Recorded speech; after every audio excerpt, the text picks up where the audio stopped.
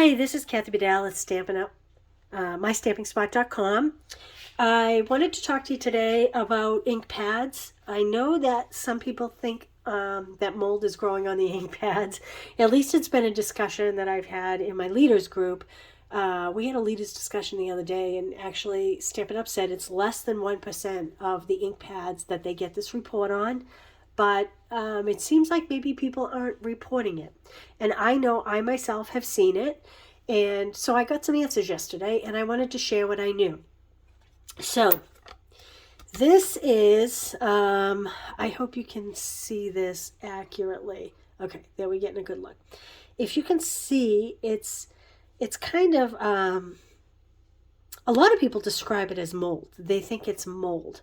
If you look around the outside, see how it's got that funny surface? Sometimes it gets real hard. Now mine happens to be soft, but sometimes it gets real hard and it actually won't accept the re-inker.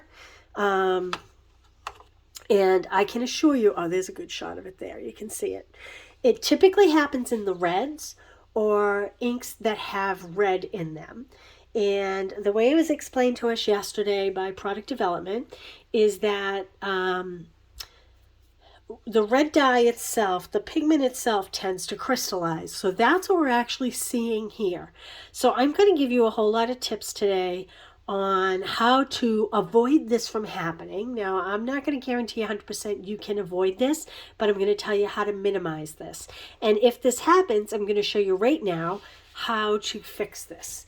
And you might be a little scared when you see how much ink runs out of this, but don't be concerned. Think about a tablespoon of water, and if you pour it on a napkin, how much water that looks like, okay? So we're going to drain all the ink out of this ink pad to refresh the pad. Now, I would recommend rubber gloves. I have to admit, I don't own them. I also would use cool water, not hot water. You can see it all running out. I'm actually clearing it from the case first to minimize the mess. Now remember, these inks are washable, so even though I have a white sink, I'm not overly concerned. I'm turning it down a little bit just to control the splatter of my sink here. And I am going to run a little just to minimize how much cleanup I have after the fact. I'll just get some of this down here. So basically, you want to take out all the ink. And by doing so, you actually will remove the red crystals that are causing that hardened part of the pad, or what some people are calling mold, but they have assured us it is not actually mold. So this is most prevalent in the darker pinks, and the reds. I happen to have rich raspberry in front of me. Now, I have not had a huge problem with this. This was really the only one that I could find. So I'm hoping that when I go back in, I don't find more. But if I do, that's okay. I'm just going to continue to do this. So you can see, I'm really running as much ink out of here as possible. So this is just a foam pad. And again, I would get gloves because my hands are going to be a pretty color by the time I'm done. Maybe I shouldn't have worn the yellow sweatshirt, but thankfully I'm not worried because it is washable ink. And we're just going to get out as much ink as we possibly can. Like this. And I'm just going to rinse it, rinse it, rinse it.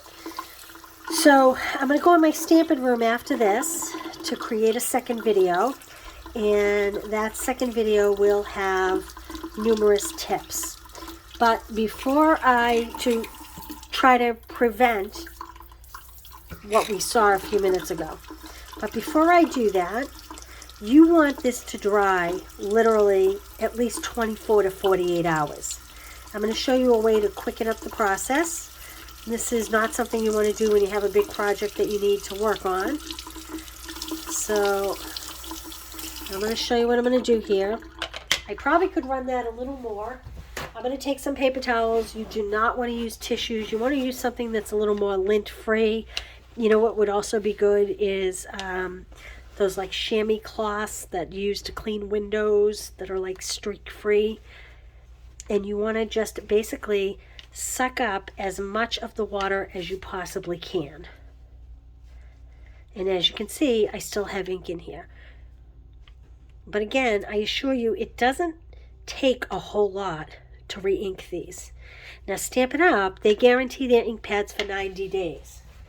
So if this doesn't happen in the first 90 days, you can't get a replacement. And I can tell you that re-inkers are much cheaper than the actual ink pads themselves. And yes, it is a little bit of a pain in the neck, but it also saves the waste from the landfill from throwing these away, because they're actually perfectly good ink pads. So what's happening is whatever is used in the red dye is causing it to crystallize, and it happens for a few different reasons, and believe it or not, underuse is one of the reasons. So if you let your ink pads sit for 6 months, you're going to be more likely to have this issue. Perhaps, I do a lot of in-person classes, perhaps that's why I don't see this a lot, as maybe some of you do. That's a guess on my part. So now, what I would do is take this and just literally let it drain. Can you see that? Just let that. There we go. I just have it standing up in my sink. You could do it on some paper towels. Just let it drain for at least 24 hours, maybe 48 hours. Okay, I'll see you in the next video for some tips.